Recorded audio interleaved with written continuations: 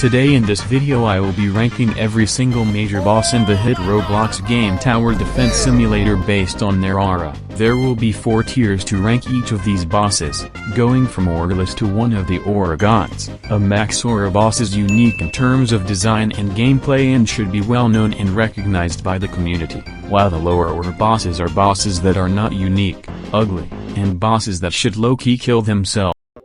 Anyways, it's pretty hard to get aura as a boss, especially if you are quiet forgettable, so let's start off with the dummy boss. There is not really much to say here. It is the very first boss you can defeat in the game through the tutorial, but after the tutorial you forget that he even existed. I guess it isn't fair that he is quite literally the tutorial boss, but in terms of aura that doesn't matter. This is why I think that it is the boss with the least amount of aura. In the 36th spot we have the Jax, the first boss from the solar eclipse event. Not much to say here except that he has a pretty cool pumpkin, but overall he is not unique and is quite weak. In the 35th spot we have the Executioner. The only thing that is going for him are the abilities he has, but other than that he is not intimidating at all. I mean, bro is a literal plushie, and on top of this he is just a tower ripoff. If it wasn't for his Patrick Mahomes throw he would be lower on this list. In the 34th spot, we have the Penumbra. Other than previous bosses, the design of him is actually pretty cool,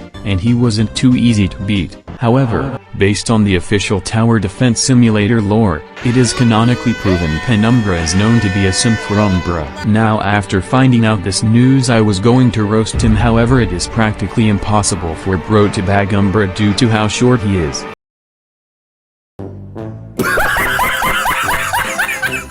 No girl wants their man less than 6 feet tall. His flying hike carries his height. Heading into the medium aura, I have a bit of a controversial take. I personally do not think Patient Zero has that much aura outside of his design. Out of all of the regular game modes I feel like he is the most forgettable and least picked one. On top of that he isn't even that hard to beat. This is why personally he is going to start of the medium aura tier, but let me know if you guys would object. Next up we have the Swamp Monster. The tridents that it holds are the key point in the design in my opinion. However, it was not that hard to beat, and plus bro is getting no bitches with that type of look. He is also seen as a rip-off Swamp Thing, which is also ugly, so I don't know how bro got even uglier than this. The next boss is a fan favorite, the Toilet Boss. Its positives is that it is very skibidi. Its negatives is that it is very skibidi.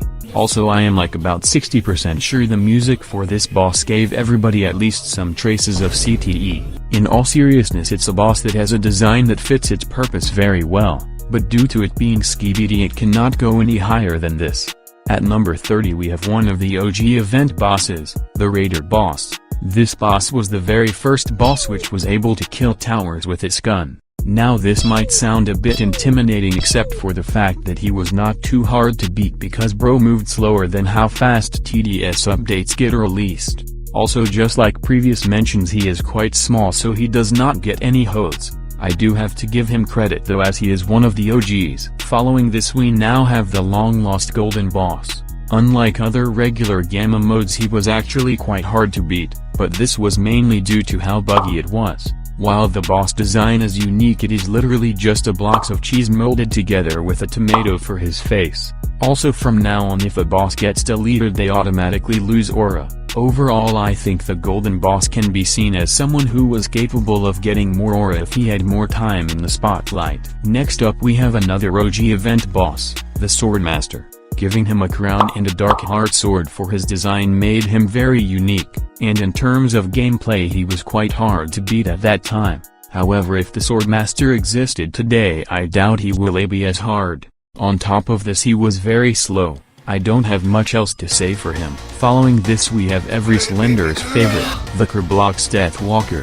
His design is what carries his aura, and even then it's just a copy of the Roblox version. Some people may think his toothpick look and legs would give him aura. Well, surprise surprise, it doesn't. If there was one word to describe him it would be mid. Now we have the Grave Digger. I think everybody that plays TDS knows who he is. He is widely recognizable, being one of the first bosses to exist in the game. However, his game mode is called Easy Mode for a reason. Outside of his ability where he digs up graves, he is not that unique whatsoever. Speaking of recognizable, we have the Molten Boss. In terms of design, I love the consistency of the fire aspect, and on top of this his soundtrack in my opinion is one of the best. From a first glance he looks menacing, however before getting replaced he was widely known as a coin farm and was not taken seriously.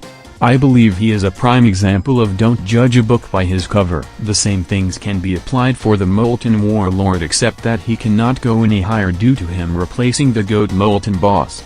I will say the armor design is very cool. However, the next boss is the developer Hazim from the Please Donate event. Canonically he is the richest boss in the game, but I am dumb to do the math for it. The event itself was pretty easy, and by just looking at his eyes you can tell he is one greedy as fur. Yay buddy, get ready for Squid Games cause you gonna run out of money soon. Following this we have the Krampus. The way he goes Super Saiyan during his rage animation gives off so much aura. Also from the wiki it says Krampus is half goat and half demon based on folklore, and he punishes children who misbehave during the Christmas season. A boss who does not give mercy at all automatically gets more aura. His placement would have been higher if his other variation didn't exist. The same things apply, it's just that I like this design better personally. In the 20th spot I have another controversial take, which is the Draco Bloxer. He is one of the largest bosses in the game and is the first boss to ignore the path. Its design is also kinda scary. Now I would put it higher if he wasn't so fat, ugly, and slow. His abilities don't really matter, especially if he is this ugly. Next we have the left hand. It is a reference to the Master and Crazy Hands from Super Smash Bros., which automatically grants it aura. It was also a boss which can kill towers, and it had a unique way of defeating it. However, it quite literally is a white hand. The same goes for the right hand. I won't say anything else about it. Now we are down to the last two tiers, starting off with the Jacobots. They get a boost in aura due to the pumpkin and also because they are really tall, meaning they can bag any girl in existence. There aren't much downsides to them except that they weren't that hard to beat. The only real thing you need to know is that they can and will steal your girl. Also Atari's another one of them, but he got deleted so he doesn't matter. Next up we have Ducky Doom. I only have them this high due to the lore behind them, where the creator of Ducky Doom wanted revenge and so he created the robotic version of it. Sounds to me like a damn good villain arc for real, but yeah, other than that they are literal ducks with miniguns so they weren't that hard to beat. Coming in at number 14 we have the Nuclear Fallen King. Now unlike other events I actually have my own footage of me beating it. To activate this game mode you had to choose Fallen mode in Polluted Wastelands 1, which I think is pretty unique. It was also considered to be one of the hardest bosses in TDS history. On top of this it has a banger soundtrack.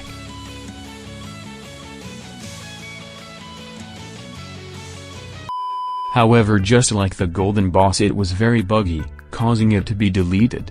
Had it not been deleted I think it could have gone higher, but bro quite literally survived death even after his health reached 0. Another controversial opinion, the Titus. It was the first boss for the Hexcape event, and in that event we learn a lot of things about him and the army. He is also incredibly jacked, which is very hot.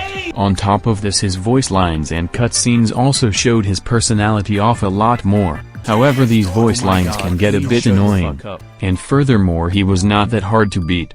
I can't be talking however as I lost to him the first time playing. Anyway, if he was less annoying and was harder to defeat I think he could have gone higher on this list. Now we have probably the most well-known boss in TDS history, the Fallen Boss. Brother's aura is so high it goes off the charts. And even in his OG days he has a great history of having high aura levels. I mean, just look at this, it is about to make me bust. His history of high aura however can become a detriment, as some people could make the case that his old design was better and more recognizable, which I can somewhat agree, but other than that he is an OG which I have to respect and put in a high aura tier. In the 11th spot we have Lord Sinister. Out of all of the pumpkin bosses I find him to be the best due to his cool design and voice lines. His laugh just screams aura, and once you hear it, it will make you feel intimidated and scared. Now he would be a boss that would have been higher, but we had to deal with this man for 8 whole months, which I guess would probably boost his aura due to him being around for so long, but I digress. 8 whole fucking months, bro. Hell nah, I can't deal with this shit, I am going to crash out. Bro, every time I wanted to play TDS in the year 2020 I had to hear this soundtrack every single time I joined the fucking game. It was so annoying and it made me want to end it all. But yeah, other than that, he is a pretty cool boss. Now we have finally reached our top 10, but before I get into it, don't forget to subscribe for more subpar content. Anyway, in the 10th spot we have the nuclear monster. He is quite toxic both physically and mentally, as his abilities showed the consistent nuclear aspect of them while also stunning towers 24/7. It is worth noting that he has the second most amount of abilities in the game behind Ducky Doom. On top of this, I do like his design where he is robotic monster. I honestly don't know if this counts, but his death animation is really cool and gives off a lot of aura, but at the same time he loses aura for dying, so I put it in both categories. He also replaced my glorious King Nuclear Fallen King, which automatically makes it lose aura. Next up we have the Gunslinger. Just by looking at his edgy-like design you can feel the aura radiating from your screen. With his high aura he is not afraid to shoot at people with this gun. This is aura right here. I think the only real downside is due to a lot of strategies made against him, but other than that he is very cool. Wrapping up the high aura tier, we have the Void Reaver. Being the final boss in hardcore mode, he is a force to reckon with and is probably the first thing you think relating to hardcore mode. On top of this, his scary design and unique abilities such as his sword throw where he takes the base HP down to 1 gives off a lot of aura. I think he could go even higher if he went to the gym and hit the treadmill, cause bro is hella slow. At number 7, we have the Conserver. Due to a feature in the game, it was possible for him to have the highest amount of HP out of any boss ever, practically making him impossible to defeat. His design as well as his voice looked scary and intimidating. Outside of the HP bug, however, he wasn't that hard to beat. It was also pretty annoying to hear his chain smoker voice over and over again, but besides all of that he is a high aura boss. In the 6th spot we have the Frost Spirit. With a very edgy design along with a scythe that is not afraid to kill, the Frost Spirit gains a lot of aura. His design fits the winter theme very well and it makes a very good final boss for the event. I will say however that he was not that hard to beat. All you really needed to do was spam pyromancers on the map. But besides that, he is a boss with high aura. He would be higher on this list if his other variant didn't exist. It quite literally is the same thing but better, along with unique lore and cutscenes. Next up we have Suck My Cock. Next up we have Nut on My Sock. Next up we have Wax the Fox. With the FNAF inspired design, his design, especially his endoskeleton variant, is quite scary. On top of this, with his recent rework, he is quite hard to defeat. However, while I do get it is an animatronic, there is a slight possibility that bro is a furry. However, this is not confirmed, so I would just take this as a grain of salt. With no other downsides I can think of, he is confirmed to have high aura. Just like previous mentions, just think of the Awakened Fallen King as the Fallen King but with a better design, better weapons, and increased difficulty. Not much to really say here except that I guess the design is just a recolored Fallen King, but I honestly don't care, bro is so cool. At the number 2 spot we have the Creator. Bro quite literally created the game Tower Defense Simulator. His design resembles the developer below Natural and one of his avatars. Without him all of the other bosses in this list wouldn't even exist. Appearing in the Legacy Hidden Wave, he was very hard to beat. But because the Legacy Hidden Wave got deleted, that means he too also got deleted. Imagine getting deleted in your own game that you created. This is why he is not number 1. And finally, at the number 1 spot, the boss that has the most amount of aura in the game, is